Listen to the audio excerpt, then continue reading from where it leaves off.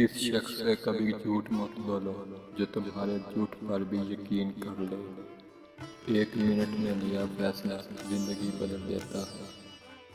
بہت سے رشتے ختم ہونے کی وجہ یہ بھی ہوتی ہے کہ ایک صحیح بول نہیں پاتا اور دوسرا صحیح سمجھ نہیں پاتا۔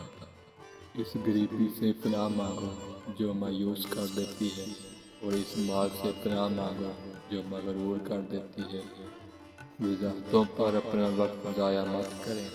لوگ صرف وہ سننا پسند کرتے ہیں جو وہ سننا چاہتے ہیں۔ جس چیز کا حاصل نہیں اس کی خواہش بھی فضول ہے۔ اپنے ڈر کو اپنی قسمت کا فیصلہ مت کرنے دیں۔ طوفان جتنا شدید ہوگا اتنا جلدی گزر جائے گا۔ اپنے دماغ کو اتنا اختیار نہ دو کہ وہ آپ کے دل کو کہے کہ کیا کرنا ہے، کیونکہ آپ کا دماغ بڑی آسانی سے ہار مان جاتا ہے۔ جب سورج غروب ہونے لگتا ہے تو چھوٹے آدمیوں کے سائے بھی بڑے ہو جاتے ہیں۔ اگر اللہ نے وہ لے لیا جس کے کھونے کا تم تصور بھی نہیں کر سکتے تھے، تو یقیناً وہ کچھ ایسا بھی دے گا جسے پانے کا تم نے سوچا بھی نہیں ہوگا۔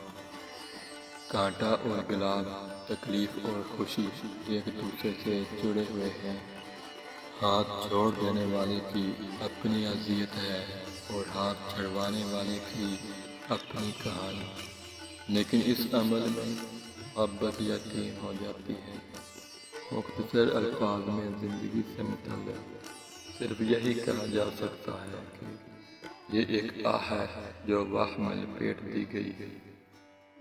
زندگی کا راز یہ ہے، اگرچہ 7 مرتبہ گرنا ہے اور 8ویں مرتبہ پھر اٹھ کھڑا ہونا ہے۔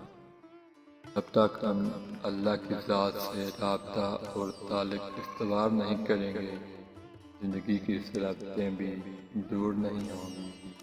بہادر بنیں، رسک لیں۔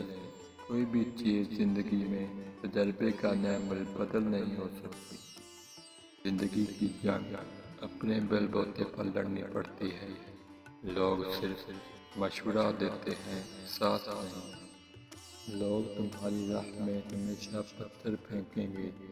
اب یہ تم پر ہے کہ تم ان پتھروں سے کیا بناتے ہو، مشکلات کی دیوار یا کامیابی کا پل۔ جتنی مرضی کتابیں پڑھ لیں، زندگی کا فلسفہ اس وقت تک سمجھ میں نہیں آتا جب تک حالات، واقعات خود پر نہ بیت جائیں۔